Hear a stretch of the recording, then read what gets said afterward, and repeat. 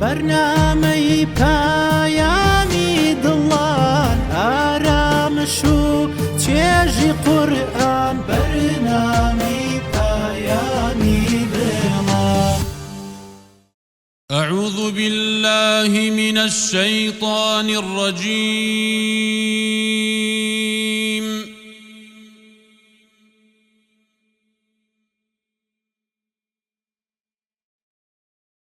بسم الله الرحمن الرحيم.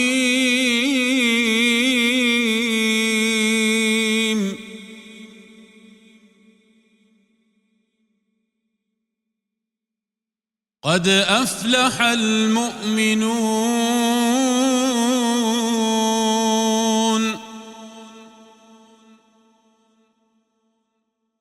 الذين هم في صلاتهم خاشعون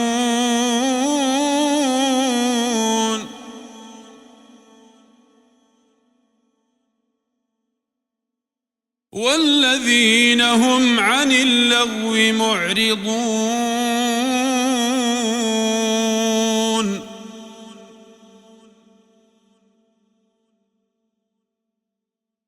والذين هم للزكاة فاعلون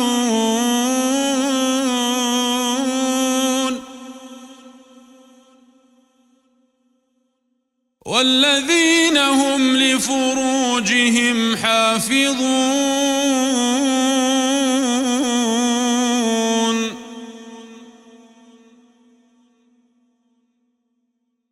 إلا على أزواجهم أو ما ملكت أيمانهم فإنهم غير ملومين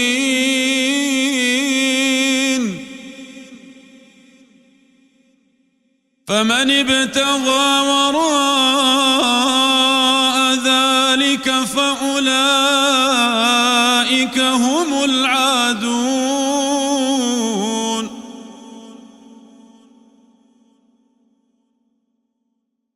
والذين هم لأماناتهم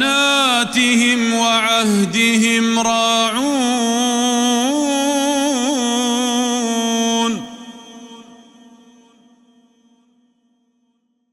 والذين هم على صلواتهم يحافظون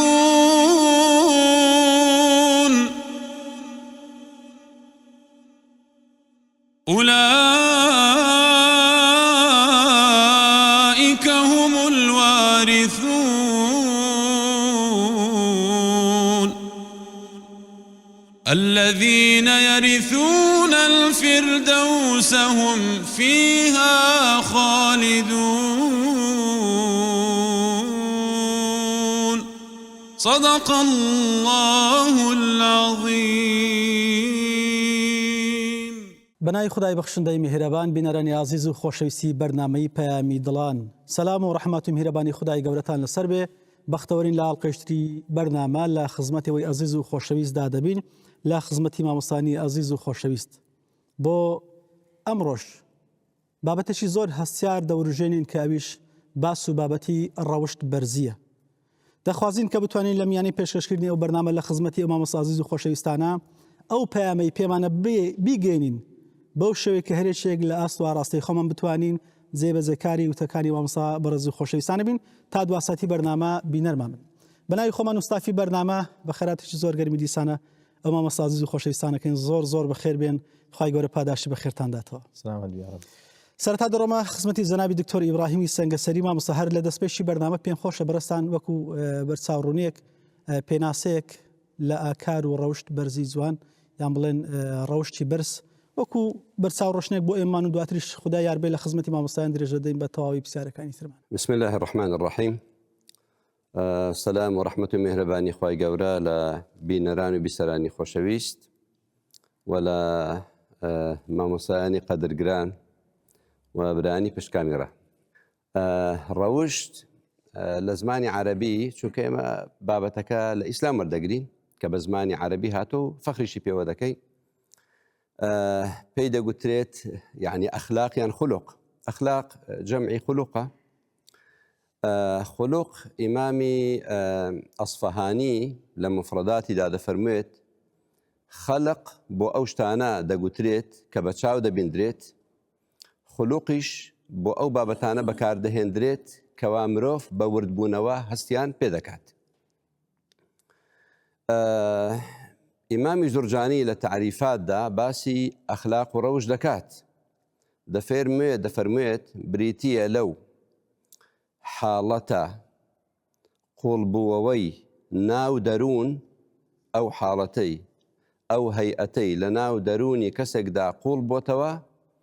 قەناعەتێکی بۆ دروست بووە، بۆتە تەبع و سەجیە و ڕەوش تێیدا بە شێوازێک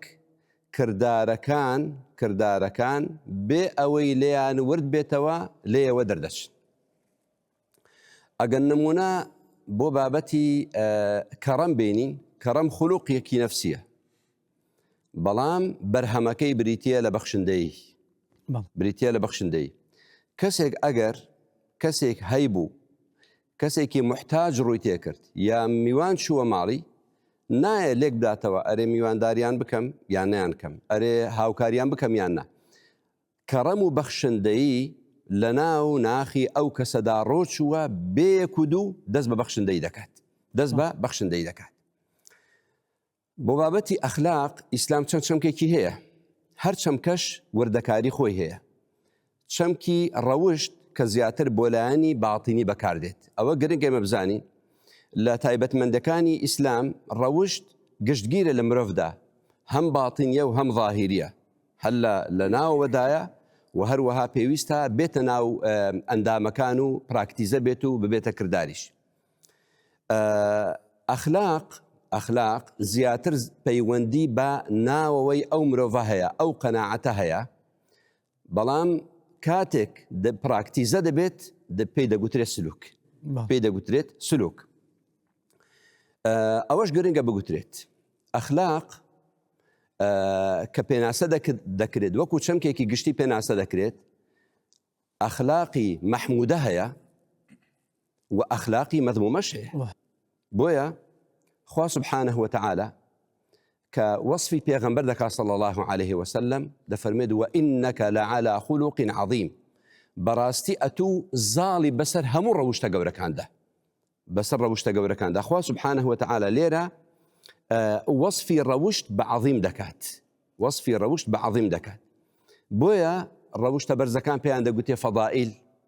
ڕەوشتە نزمەکان خوا بمان پارێزێت پێیان دەگوترێت چی؟ پێیان دەگوتێ ڕەذائیل. بابەتێکی ترمان هەیە جیاوازی لە نێوان ئەخلاق و ڕەوشت و ئاداب. چه ئەخلاقە، چه سلوکە باش و خراپی هەیە، هەروەکو چۆن بەخشندەیی هەیە ڕەزیلیش هەیە، هەروەکو چۆن ئارامی هەیە هەڵەشەییش هەیە، هەروەکو چۆن لێبوردەیی هەیە سنوور بەزاندن و دڕندەییش هەیە. بۆیە ئاداب تەنها بەشتە جوانەکان دەگوترێت، تەنها بەشتە جوانەکان دەگوترێت. بۆیە کە پێناسەیان کردووە ئاداب دەگوترێت هو الأخذ بمكارم الأخلاق،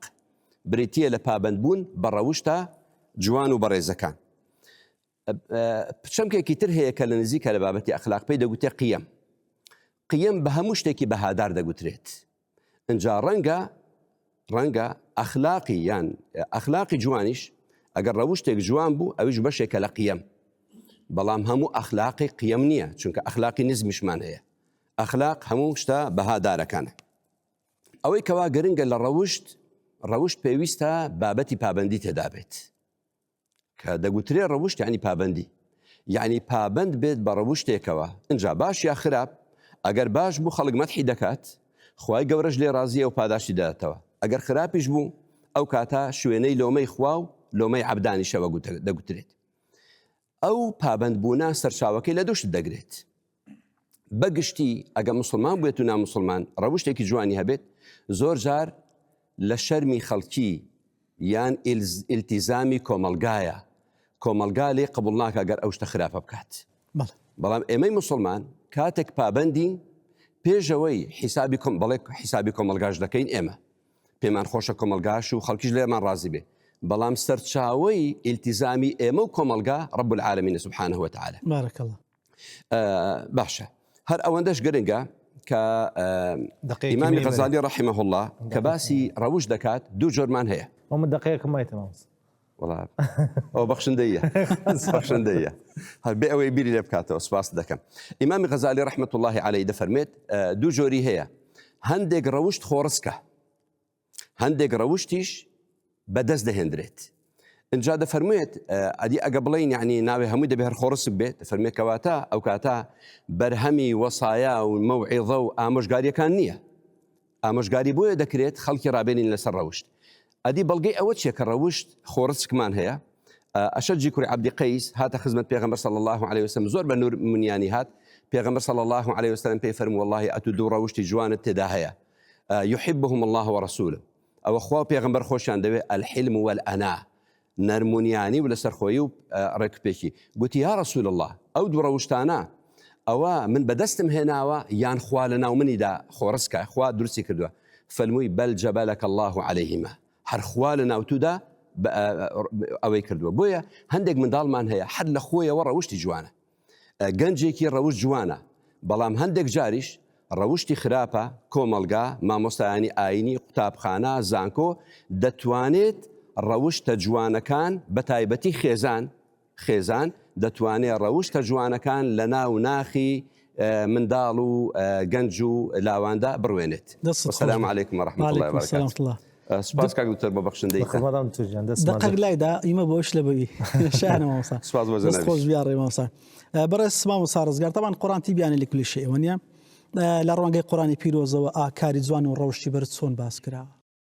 بسم الله الحمد لله والصلاة والسلام على محمد رسول الله صلى الله عليه وسلم. خواهي سبحانه وتعالى كافرمي وما خلقت الجن والإنس إلا ليعبدون. أجر عبادت تنها پرستشی ناو مزگەوت و نوێژ و ڕۆژی بە ئەوە ئەو مرۆڤە لە ناو مزگەوت نەهات بادەر، بەڵکو بەو واتایە هەرچی کار و کردەوە کە لە دەرەوە ئەنجامی ئەدا ئەبی بە جێرەی عیبادەت و بە جێرەی ئەمری خواوی سبحانه وتعالى. ئەو کات بە عیبادەت هەژمار ئەکرێ. لۆی کاتێک کە پێناسەی عیبادەت ئەکەن ئەڵێن ناوێکی کۆکەرەوەیە لە بۆ هەر شتێک کە خوا پێی خۆشەیان پێی ڕازیە، چ قسە و گفتاربی، چه هەرسوکەوت و مامەڵەبی کە مرۆڤ ئەنجامی ئەدا. بۆیە ئەو بابەتە مەسەلەی ئەخلاق لەگەر یعنی عیبادەت چ کێشەک چارەسەر ئەکا، ئەومان لە بۆ چارەسەر ئەکا عابیدەک و خواپەرستێکمان هەیە، بەڵام لەوانەیە لایەنی ئەخلاق و ڕەوشت و هەرسوکەوتی یعنی بەو شێوازە نەبیت. لە هەمان کات کەسێکمان هەیە لایەنی ڕەوشت و هەرسوکەوتی دروستە، بەڵام لە ڕووی عیبادەتەوە زۆر لە دواوەیە. بۆیە ئەو پێمان ئەڵێ ئەو فەسلە لە بەینی عیبادەت و لە بەینی ئەخلاق هەڵەیە، هەردووچیان پێکەوە ڕەبتن. ئاەتێک لە قورئان بحقت يعني تأمل بيركنوي مروف راء شيء. خواهي جوري سبحانه وتعالى أفرمي وإذا قيل لهم اسجدوا للرحمن كاتك بيان أقولتري سجد بو رحمن ببن قالوا وما الرحمن أصل ويا لدواي أووا بتفصيل شي زور تعريف بيناسي الرحمن بكا بلام لدو آية خواهي جوري وهو الذي جعل في السماء بروجا أو دو آية باز أكا لباشان أفرمي واز الرحمن بين ورن عبادي الرحمن تان لبو بيناسبكم يعني أو آية ومان يعني بعبدكان خواه بعبدكان يعني بهرسوكوتي عبدكان يعني أبي مروفي إيمان دار زور أقاداري بهرسوكوتو أخلاقي تعريفي خواء ما دام إدعاء دين داري وانقوازي أكا كتعريفي شيء أكا أفرمي وعباد الرحمن قورترين شد كمروف شانازي بيوبكا شونويجو عبادتي برا بلام خواهي قول سبحانه وتعالى أفرمي وعباد الرحمن الذين يمشون على الأرض هونا وإذا خاطبهم الجاهلون قالوا سلاما والذين يبيتون لربهم سجدا وقياما ليرا بيش أوي عبادتي شونيش بكا باسي هرسوكوتو ماملو أخلاق وروج جوان أكا يعني بيمان ألي أجر عبادة كاني مروف أنزامي أداو أيكا بروبومي أخلاق وروجتي لنا ومجتمعكم الغانبي وتس عبادتك مروف أنزامي أدا لو يتمشاين ميشكا خواهي قول سبحانه وتعالى أفرمي إن الصلاة تنهى عن الفحشاء والمنكر نويش فعلا أبي مروف لأخلاقي روجتو خراب لهمود زورا كان دوري بيخيتوا تمشاي روجيبك بيغمبر فرمي صلى الله عليه وسلم إذا كان الصوم يوم أحدكم فلا يرفث ولا يفسق كاريجري أخلاق روجتا تمشاي حدسك الحج أشهر معلومات فمن فرض فيهن الحج فلا رفث ولا فسوق ولا جدال في الحج. ديسان حج بكوملك لاني اخلاقي وروشته وربد اكا يعني فرائز زكاني هم بستوتو باكار زوانه تيك هرشيشان هي لبي يعني عبادتك كان باسواري اخلاق وروج بي لويا لصوري المؤمنون لصوري المعاريش خوي جور سبحانه وتعالى كاتك هر باسي عبادتك اكا باسي اخلاقك لبيني اكات لبوي لكوتاي بيمان بري كأفرمي أولئك هم الوارثون الذين يرثون الفردوس فردوس أعلى تنهى بعبادة بدزنا بلكو بأخلاق روشي زوانيش بدزي بوي كأفرمي قد أفلح المؤمنون أفرمي الذين هم في صلاتهم خاشعون عبادته لباشان أفرمي والذين هم عن اللغو معرضون أخلاقا لباشان كأفرمي والذين هم للزكاة فاعلون عبادته أفرمي والذين هم لفروجهم حافظون أخلاقا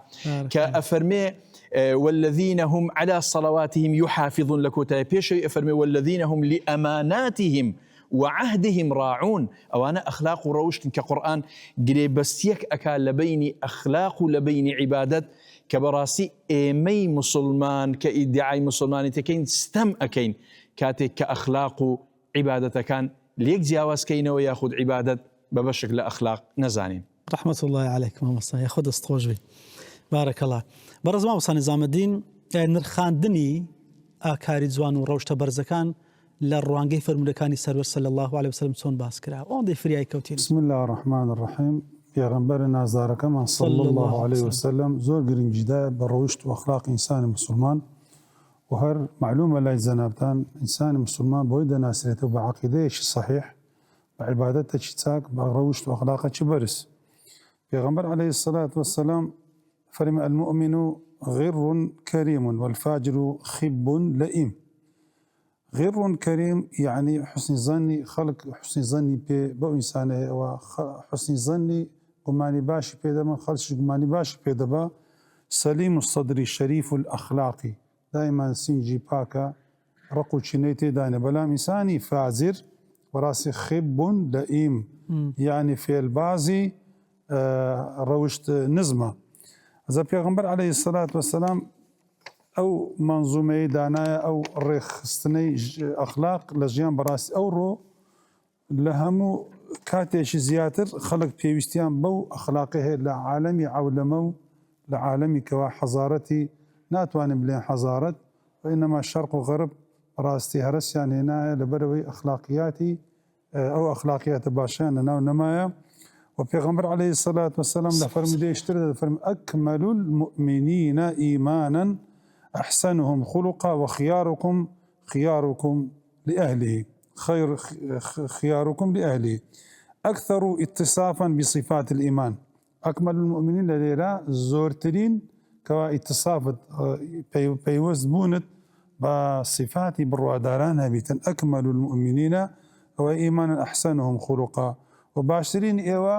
براستي باشتر من لوكا سكاريان يعني إنسان زيغاي يعني براستي سيرا كاتك إنسان لما لتساق نبو باج نبو لغا كسكار وخيزاني خوي كلها خلشي باج دبي كاتك دبيت بانك ودوها ودبيت إزدواجيات لجيان دا وبيغمبر عليه الصلاة والسلام فرم إن لكل دين خلقا وإن خلق الإسلام الحياء خص أهل ذلك الدين الإسلام الغالب على أهل الإسلام الحياء زوربي طبعا صفاتي باش قالك زورا سخاوة رازقوية بلام زوربي صفاتي أو أنا اتصافي بيدا كان أهل إيمان مسلمانا دبي خلقي حياة حياش ليرانا وكو بيغمبر صلى الله عليه وسلم بيناسي كردان تحفظ الرأس وما وعى والبطن وما حوى نقش شرمي أو دانشي وكو زاناني درو الناس باس شرم دا كندلي لين دري أو بياوزور بشرم دس عداداني شخصيناك لما دسش أو أن خوشي درونية پیغمبر عليه الصلاة والسلام باسي حيدك ليرانا يعني أن تحفظ الرأس أو لسر يتساوى زمان جيا والبطن لشهوتي خوي إنسان لحلالي بكاري بيني وباريو حرامي تينكا فعشان ليردا باسي فرمديش تريش أثقل في ميزان المؤمن ما من شيء أثقل في ميزان المؤمن يوم القيامة من خلق حسن ليرا طبعا كقرصاي ترازي روجي قيامت طبعا ليردا باسي روجي وعبادة كان نكرديا لبري أنزام عبادة كان أخلاق ما له إنتاز ذكاتا وكابراك معاملة شيء ده لإنتازي توسيا كالايكت زوريسيا منظومە ئیسلامیش بەڕاستی دەبی ئەخلاقەی بەرزی تێدا پەیدابی لێرە ئەثقل ما من شيء هیچ شتێک نییە کە میزانی حەسەنات قرس بکە ڕۆژی قیامەت من خلق حسن وإن الله يبغض الفاحش البذيء، يعني لا يوجد شيء من الأعمال والأقوال أثقل في ميزان المؤمن أعظم ثوابا من حسن الخلق. باشان فرموديشتك يعني قرصترين يا مامسا روشي زوان قرصترين لسر ترازو بله، يعني تصور كابراء زور عابد بي عقيديش باش بس أخلاقي باش نبي، يعني هو پیغمبر صلى الله عليه وسلم ناي مفلس نا ها پیغمبر صلى الله عليه وسلم ناي ناي مفلس أتدرون من المفلس من حديث كدريجة. وفرموديش اتق الله حيثما كنت وأتبع السيئة الحسنة تمحوها وخالق الناس بخلق حسن، يعني اتق الله لهر شوينك لهر زياتك لهر مكانك لهر وظيفيك لهر كاتك لسبح حلك وترحالك في السراء والضراء، اتق الله الذي زي أو تقوى داري أو ذا سيئة أو حسنة إنسان هي طبعا حسنك باش سيئك دياتا سيئك بسطريتها وخالق الناس بخلق حسن. صلى الله على نبينا محمد. كاتي هاتوا بيكوا لقل كاك سرباز بمان بات خزمتي ما مستاي أخلاق محمد المصطفى صلى الله عليه وسلم بمقام أداء خوش إن شاء الله. فرموا كاك سرباز خيالي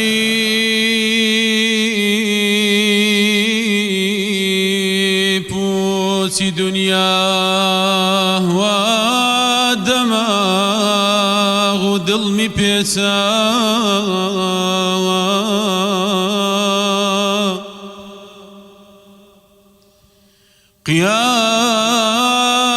قيامة هرمق الروجي قيامة بيت وفكرم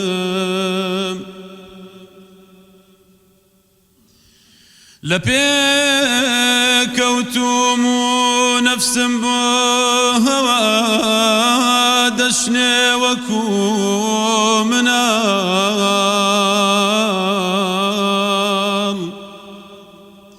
لبر پیری سرم خوینا گریو تازه پیدگرم امان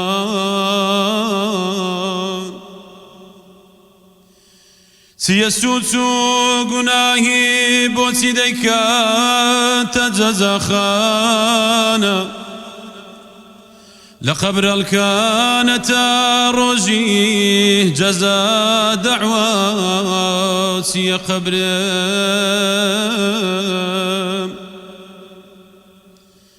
سبين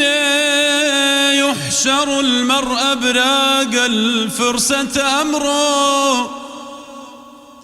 تبراب لمن باكسن بحشري لقى الحشر لمن نازان مئيتر نفسي بدخول سيدوي محوي كبد كردار وبد رفتار وبد أفكار وبد طورم مقربر موزي بحر رحمة مخا وسفي ستاري وقرنا زحمة بابونا ومنا ممكنا حشرم. بەڵێ بینەران یازوو خۆشەویست لەگەڵتانە بەرداوامین لەسەر باس و خاسی ڕەوشبەرزی لە خزمەتی مامۆستا بەڕێز و خۆشەویستانە دەڕۆینە خزمەتی دکتۆر زانا ڕەوشت و ئاکاری بەرز و جوان کۆنتاک و ئەم بڵێن هۆکار و کارلێکەری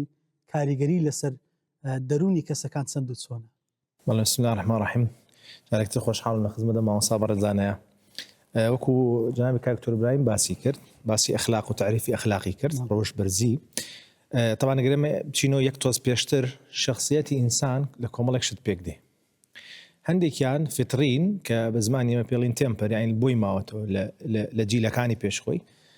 هەندێکیشیان مکتەسەبە یعنی دروست ئەبێ پێڵین کاراکتەر یعنی بۆی دروست ئەبێ لە سیفاتی عایلەکەی لە خێزر لە گەڕەکەکەی لە ئەو ژینگەی تیا ئەژی لە مامەڵەکردنی طبعا ئەم سیفەتانە وردەوردە دروستە بەشێک لەم سیفەتانە بمانەوە نەمانەوێ ئەخلاق کە ئێمە 6 هەنگاوی پێگەشتنی ئەخلاقیمان هەیە باشە ئەخلاقی ئینسان بەو 6 هەنگاوەیە ئەڕوە هەموو ئەم مکەوناتانە بەیەکەوانێ مرۆڤەکە بڕاری لێدا کە لە زمانی ئێمە پێڵێن ئیگۆ علی من کە بڕیارە دەم ئەمایان بکەم یا ئەمایان بکەم تەوان ئەگەر بگەڕێنەوە بۆ ئاەتە قورئانێکەش خوای گەورە فەرمێ وەنەفس وما سواها فألهمها فجورها وتقواها قد أفلح من زكاها واتە خۆی بڕیارەدا کامیان هەڵەبژێرێ ئەو ئیرادەیە خوای گەورە دایەتی بە خۆمان ئەم لا هەڵەبژێرین یا ئەمان هەڵبژێرین وەکو جەنابی کاکتۆر فەرمووی هەندێک لە ئەخلاقان مەحمودەن هەنیشان مەذمومن خۆی بڕیارەدا کامیان هەڵەبژێرێ کەواتە یەکەم ئەمە بێ اتفاقمان لەسەری هەبێ کە خەڵکێک قسەیەک باوە ئەڵێ بەخوا هەر خۆی وایە چا نابێ نا ئەگەر ئینسان درکی کرد هەڵەی هەیە و قەناعەتی کرد کە هەڵەی هەیە لە شخصیاتیە و لە ئەخلاقیاتیە ئەتوانێت چاشی بکە ئەنی وشک هەیە لە کورداواری زۆرزار بەکار پندێکە خۆی شیری تاپیرەوە دەکرێت بڵێ وانە دەتوانین بڵین بە مطلقی وانە ئەگەر ئینسانەکە ئیدراکی هەبێ کە شتە غەڵەت قەناعەت بکە کە هەڵەیە و خوای گەورە ئێرادەی داوە بە ئینسان ئاگادار بە مهمترین شتەوە لە پرسیینەوەمان لەسەری هەیە بەوە ئەتوانێت درک بکە و ڕێگای چارەسەری بگرێ ئیجا ئەو ڕێگای چارەسەریە نوسحە ئامۆژگاریە ڕاهێنانە یاخود خۆی بیرەکاتەوە یاخود لە شریعەتی پیرۆزی ئیسلامەوە وەری ئەگرێ حەسەب ئەو کێشەی کە هەیەی کەواتە ئەمە خەڵ یەکەم خاڵی دووهەم کاریگەری ئەخلاقی جوان لە یەکێک لە بەرنامەکانی شەهر باسمان کرد وەکو مامەڵەی لێ دێتەوە جارێکتر مامەڵە لەگەڵ بەرامبەرەکانە ئەخلاقی جوان واکە مامەڵەیەکی جوان دروستکەی وەکو مامۆستا فەرمی واتە سلوکێکی جوان ڕفتارێکی جوان بکەی ئەم ڕفتارە جوانە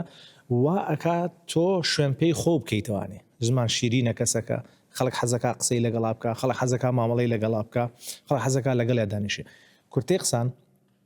زۆرێک لە عولەمایانی ئێمە مامۆستایانی پێش ئێمە فێریان کردوین کە زۆربیان لە دوای نوێژی بەیانی نیو سەعات دانیشتون ساعتێ دانیشتون لە شوێنەکەی خۆیانە بەدەر لەوەی زیکریان کردووە تەئەمولیان کردووە لە نەفسی خۆیان لە هەڵە و کەموکڕی خۆیان لەوەی کە چی بەرەو باشی بێ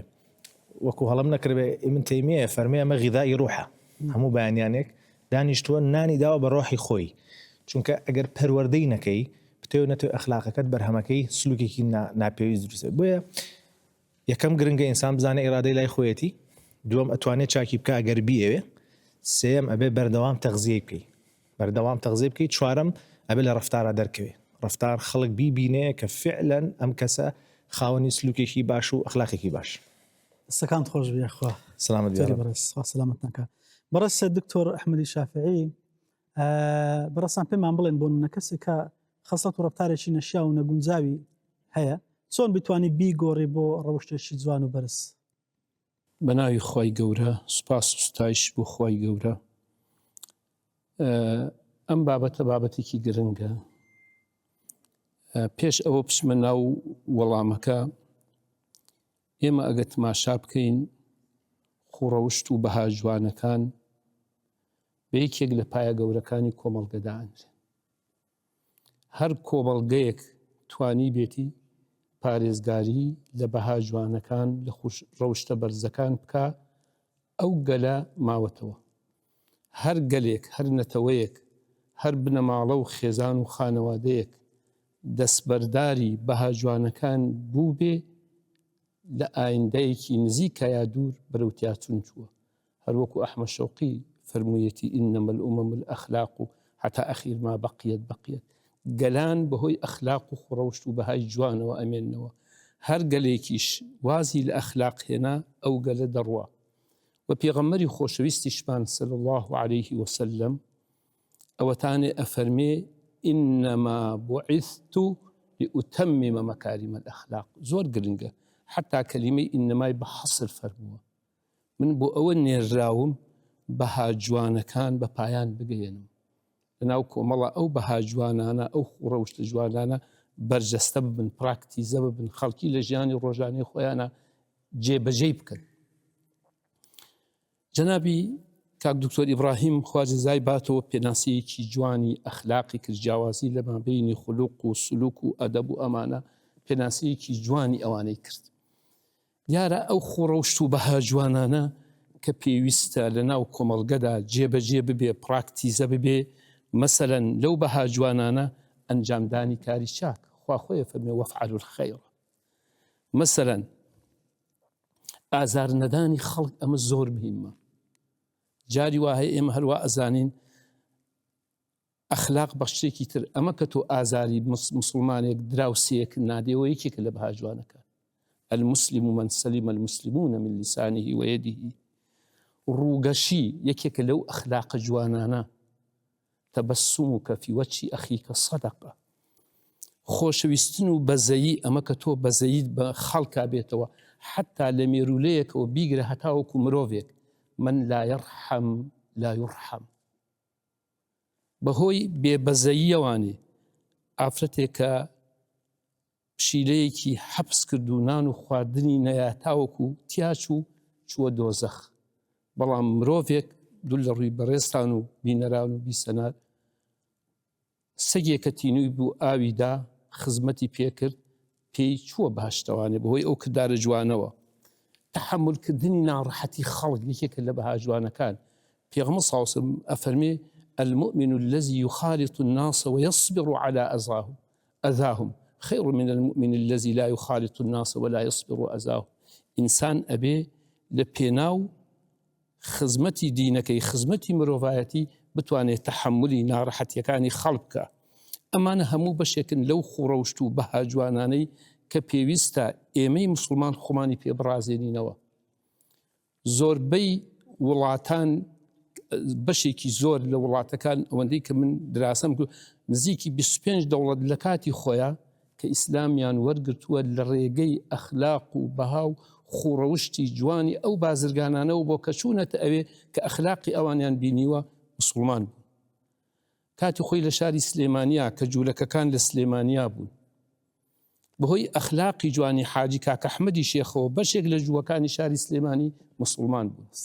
حتا کە پارەیان بوو بێ نانوێراوە پارەکە لە بانقی ئەو کاتەیە دانێن یا لە ماڵەوە دانێن نەوەکو یەکێک دەست درێژی بکاتە سەریان هاتوون پارەکەیان لای حاجی کاکە ئەحمەدی شێختانە و هەر کاتێش چەند پارەیان پێویست بووە وەریان گرتووە و ئەویتر لە خزمەتی ئەوە بەجیان هێناوە. جا بۆ بەڕاستی بۆ پارە حتا مەسائلی تەزکیەی نەفس ئەمە قەد ئەفلەح مەن زەکەها ئێمە کە باسی ئەم پرۆسەی تەزکیەی نەفسە ئەکەین کە ئامانج لە پرۆسەی تەزکیەی نەفس کە خاوێنی دەروونە بۆ ئەوەی ئەم ئینسانە ڕام بێ بتوانێت لە ژیانی ڕۆژانەی خۆیان بەها جوانەکان جێبەجێ بکە. بۆ ئەوەیە زیاتر ئەمە کە باسی تەزکیەی نەفس و تەزکیەی نەفس هەر ئەوە نییە کابرا بێ لە میحرابی مزگەوت تا دانیشە و خەریکی نوێژ و قورئان خوێندن بێ. ئەوەیە کە تۆ خێرت بۆ خەڵکی هەبێت چاکت بۆ خەڵکی هەبێت. ئێمە چۆن بتوانین ئەم ئاکارە خراپەکان وەکو مامۆستا فەرمی بەعزی ئەخلاقمان هەیە مەزمومەیە ئەوی تری مەحمودەیە چۆن ئێمە خوڕەوشتە خراپەکان خوڕەوشتە زیان بەخشەکان بگۆڕین بۆ خوڕەوشتە جوانەکان بۆ بەها جوانەکان بۆ ئەو بەهانەی کە خزمەت بە کۆمەلگاکەمان بکەن. یەکەم شت ئێمە پێویستمان بە نیەتێکی ڕاستگۆیانە هەیە چونکە بەڕاستی پێویستە ئەو کەسەی کە ئەوێ لە ئاکارێکی خراپەوە بیگۆڕێ بۆ ئاکارێکی جوان پێویستی بە نێتێکی ڕاست هەیە ئەبێ نێتی گۆڕینی هەبێت. گۆڕان بە نێتی دڵ دەست پێیەکە بۆیە خوای تەعالی پێغەمبەر صلی الله علیه و سلم فەرمێ ئینەمە الأعمال بالنیات. ئەمە زۆر مهمە کە ئەو کەسە یەکەم شت ئەبێ نێتی گۆڕینی هەبێ بێوێ خۆی بگۆڕێت. گۆڕینیش بە قسە نابێت بە کردارە بێت. دووهەم ناسینی ئاکاری خراپ ئەبێ ئەمە بەشە هوشیاریەکەیەتی بەڕاستی ئەبێ بزانین کە ئەو ئاکارە خراپانە چین کە زیان بە تاک زیان بە کۆمەڵگا زیان بە نیشتمان زیان بە خاکە زیان بە ئاینەکەمان ئەگەیەن.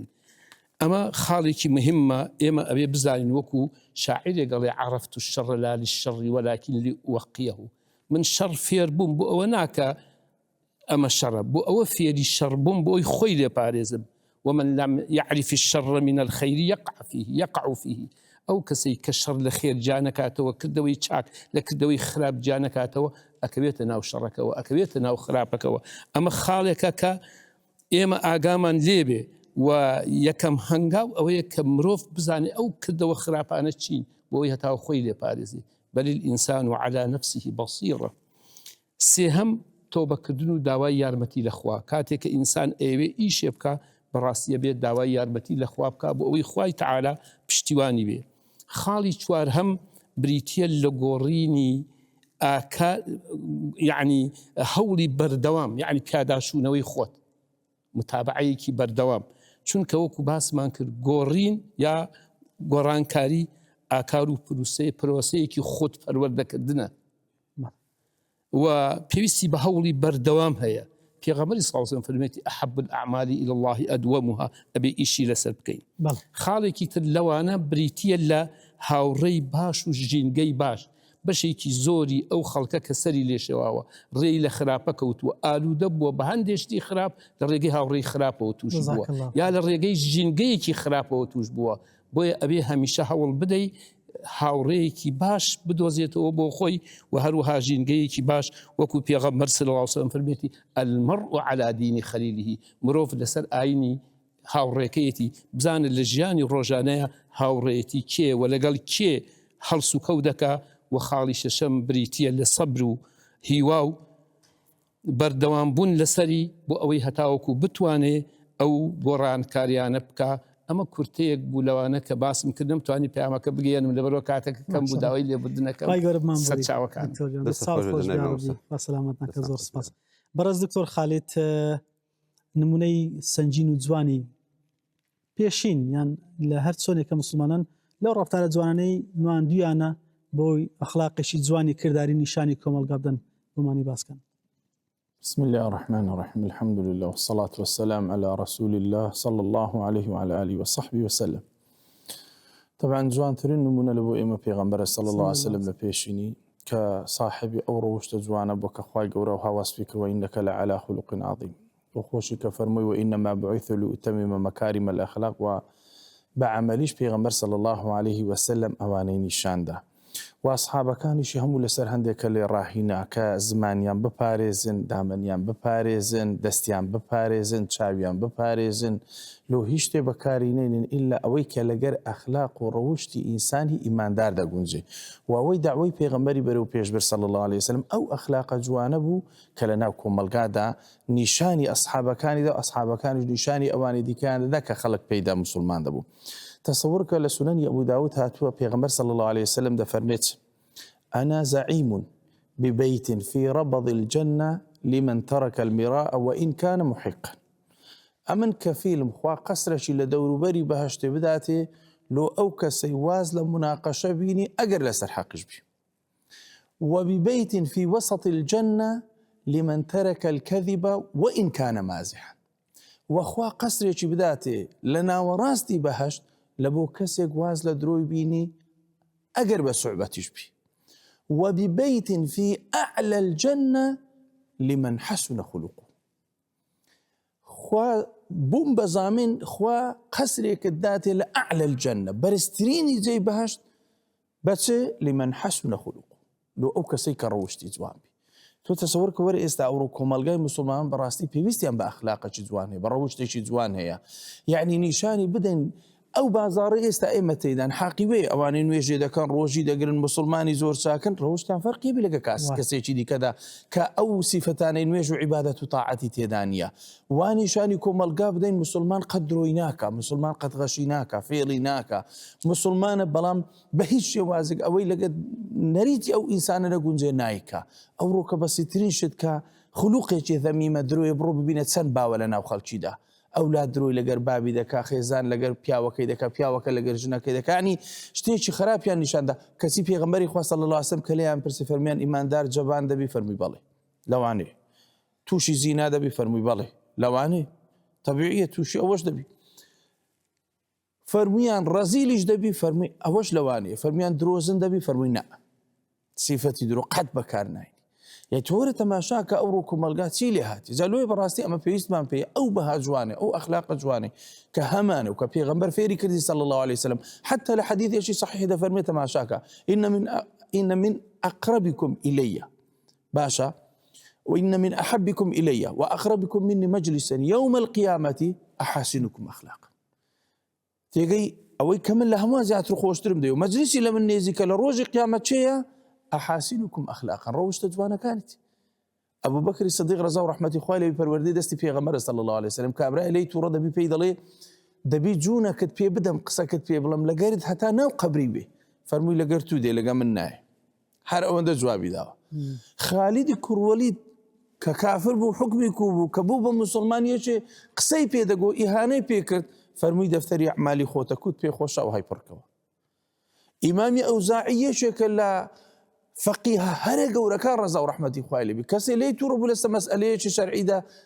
دنیای قسەی پێگۆ تەڵەبەی ویستان هەستن فەرمی دەستی لێ مەدەن فەرمیان لۆ جوابی نادەی و فەرمی فەلیمە تەعەلەمنە العلم ئیذەن ئەیمە زانست لۆ فێر بووین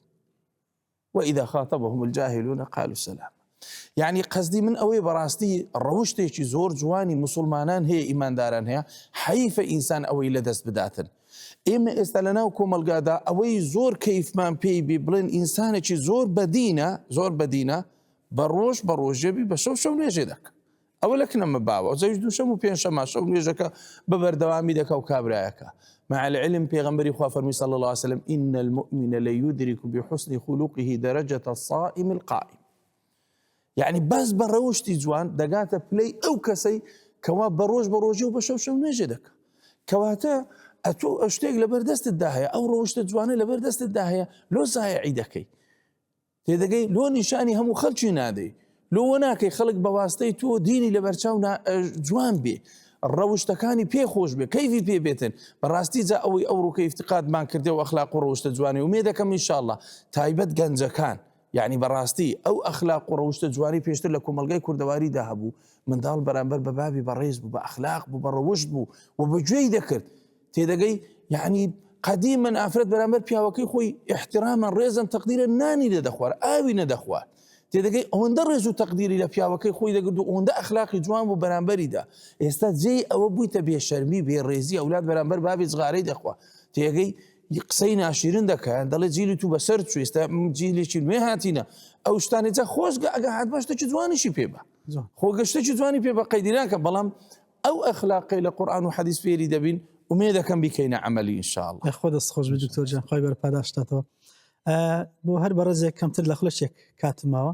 لە خزمەتانە کۆتاوتتان لە بەڕێز دکتۆر ئیبراهیم و دەست پێ دەکەم مامۆستا کۆتاوتای جەنابتان. ئەوڕۆ جەنگێکی بەرفراوان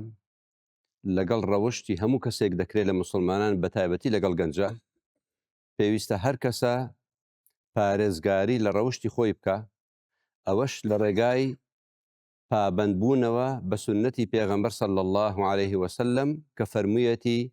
ئەدەبەنی ڕەبی فەئەحسەنە تەئدیبی خوا ئەمنی پەروەردە کرد جوانیشی پەروەردە کردوم کەواتە پابەندبوون بە سنەتی پێغەمبەر صلی الله عليه وسلم لە زۆربەی ڕەوشتە خراپەکان و لەو هێرشە بەرفراوانە دڕندانە ڕەوشت و دین و بیر و باوەڕمان دەپارێزێت. خۆی گەورە پاداشتاتەوە. دکتۆر جان کۆتاوتەی جەنابتان. من ئەوەندە دەڵێم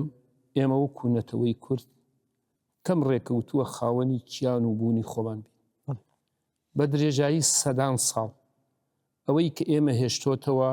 لەسەر ئەم گۆی زەوی کوردستانەیە وەکو کورد دووشت بووە. یەکەم لەو ڕۆژەوە کە خۆری زێڕینی ئیسلام هەڵهاتووە لەم کوردستانەیە پرشەی لێیاوە میلەتی کورد باوەشی بۆ دینی ئیسلام کردوتەوە وازی لێ نەهێناوە. ئەمە خاڵی یەکەم. خاڵی دووهەم دەستگرتن بووە بە بەهاجوانەکان پارێزگاری لە بەهاجوانەکان بۆتە هۆی پارێزگاری نەتەوەکەمان. بۆیە ئێمەش ئەگەر بمانەوێ مناڵەکانمان خێزانەکانمان نەتەوەکەمان نیشتمانەکەمان ئەم کوردستانە پارێزراو بێ ئەبێ بە هەمومان پارێزگاری لە بەهاجوانەکان بکەین. خۆی گەورە پاداشتاتەوە. زۆر سپاس. بەڕێز دکتۆر زانەجان. وەزاتان باتەوە. وەڵاهی من دوعاگەکەم بەڵام خۆی گەورە بە نەفسی خۆمانەوە خەریکمان کە بۆ معنای باشتری کەین پاکتری کەین چاکتری کەین و واز لە خەڵک بێنین بە تایبەتی لەو شتانێکی علاقەی بە ئێمەوە نییە وەکو پێغەمبەر فەرمووی صلی الله عليه وسلم من حسن الإسلام المرء تركه ما لا يعني. ئەو شتێکی علاقەی بە منۆنی ئەو چی لەبەرە چی کڕیوە ماڵی لە کێ چۆ بە ماڵی چی وتۆ بەو ئەو ژن مێردە شەڕیان کردووە ئێمە حەقمان چیە بەسەرەوە ئەو دوانە گلەیان لە یەکتری هەیە ئێمە بۆ خۆشیکەین شەڕەکە ئێمە با قسەیەکی خێری تیا بکەین ئەمە بکەین نەک ئەوەی بچین شتێکی نەوتوە زیاتری بڵێن یا بڵێن زانی فڵان کەسی پێوتی زانی وتی چی ڕۆژە زانی چۆن سێریە کردی با ئێمە دەرگای خێر بۆ خەڵکەکان بکەینەوەوانێ بە ڕەفتارەکانمان بە قسەکانمان بەکردەوەکانمان نەک دەرگای شەڕیان بۆ بکەینەوەوانێ خۆی گەورە ئینشەڵڵا لە هەموو لایەکی قبوڵ بکە. خۆ دەست خۆش بخێر بێ دەست خۆش بێخوا. بەڕێز دکتۆر خالیجان کۆتاوتەی جەنابتان. والله كنت أقسم ابن رجب حنبلي لكتابي لطائف المعارف فيما لمواسم العام من الوظائف ئەثەرێک دەجێرتەوە دەڵێ ڕۆژی قیامەت 4 کەس بانگەکەن یەکێکیان کۆیلەیەک ئازادەوەی ئازادە دەرەجەی زۆر بەرز دەبی کۆیلەکەش دەڵێ یا ڕەبی خوایە میش ئەگە ئازاد بەم بۆچی عیبادەتە کرد دەرەجەم خوای گەورە فەرمێ ڕاستەکە وەکو ئەو بەرزیکەنەوە یەکێ دەینن دەوڵەمەندە یەکیش دەینن فەقیرە دەڵێ فەقیرەکە دەڵێ خوایە ئەگەر پارەت دابا من ئەمنیش وەکو ئەو دەمبەخشی ئەمیش دەرەجەم بەرز دەبتەوە خوای گەورە فەرمێ ڕاستەکە و دەوڵەمەندە بەدینیش بە و پارەشی کردوێتە خێر ئەو فەقیرەش وەکو ئەو لە ئاستی ئەو دابنێ یەکێ دەینن نەخۆشە یەکێکی دەینە ساغە ساغەکە کردەوەی زۆرتر کردیا دەڵێ نەخۆشەکە دڵێ یا ڕەبی خوایە خۆمیش ئەگە قەلبم ساغ بە وەکو ئەوم دەکرد دەڵێ خوای گەورە فەرمێ ڕاستەکەویش دەرەجەی بەرزکەنەوە وەکو ئەو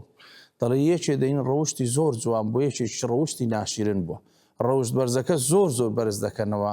ئەوەی ڕەوشتی نزم بنازانی هیچ برێت دەڵێ هیچی پێ ناکری ینی ناتوانانی شتێک وەکو ئەواندا دەربڕی جالۆی ڕەوشتی ناشرین بەڕاستی لە دنیا و لە قیامەتدا زەرەری هەیە خۆ دەست خۆش بی دکتۆر ژیان بەڕێز مامۆستا نیزامەدین کوتاوتەی جەنابتان ئەو پەیوەندی بینی مە و خودای ڕەب العالەمین سیلە و عیبادەتە بەڵام پەیوەندیمان لەگەڵ خەڵکی لەسەر ئەخلاقەشی بنەمایەکی ڕاست و دروست و ڕێک و پێک بی تاکو بتوانین ئیدارە و بە سەلامەتی لە ژیانەدا دەرباز بین و بە ئیمانەشی سەلیم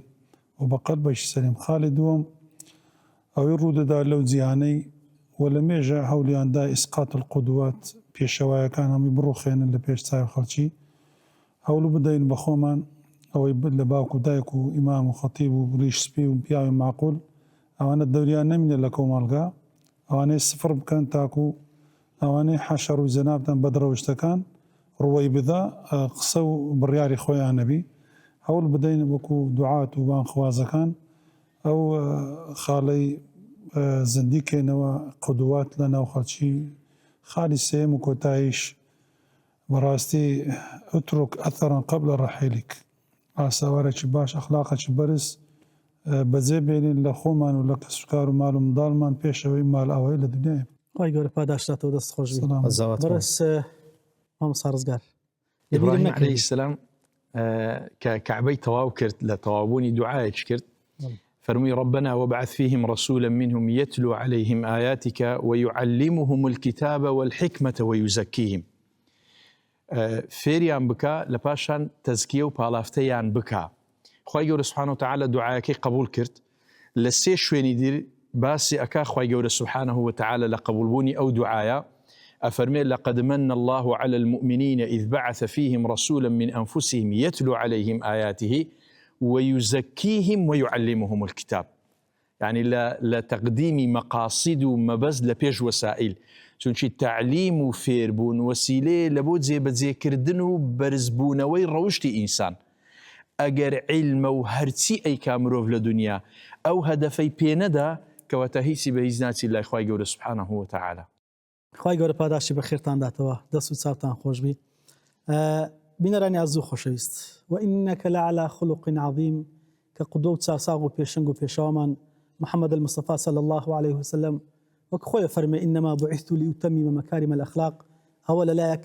ئێمەمانش وەکو کورد نەریت گەلێک جوانمان هەبووە بەڵام بەداخەوە ئێستا دەوێشی ڕازەکە ئاو لەمە و جیهانگیری لێمان تێکدەن بەڵام وتەکانی مامۆسایە عەزیز و خۆشەویستەکانمان و هەروە ئەو ئەخلاق جوانێک کە ئێمە هەمان بۆ لە ڕابردوو ئێستا کەشکە لە پێشینەکان و هەروەها لە مامۆستایانان دەیبیستین و دەیبینین خوازارین کە بتوانین دیسانەوە بگەڕێنەوە بۆەوەی هەموو ژیانێکی ئاسوودە و سەربەرزانەوە ڕێکەین و هەمیش لە دوا ڕۆژە سەربەرز و ئاسوودە بین سپاسی مامۆستایان دەکەین دووبارە بە ناوی ستافی بەرنامە دووبارە بە خێراتیانەکەن و خی گەورە پاداشی بە خێران داتەوە سپاس بۆ ئێوەی عەزیز تا ئێستا بە دیار بەرنامەکەمان دانیشتن السلام علیکم ورحمة الله وبركاته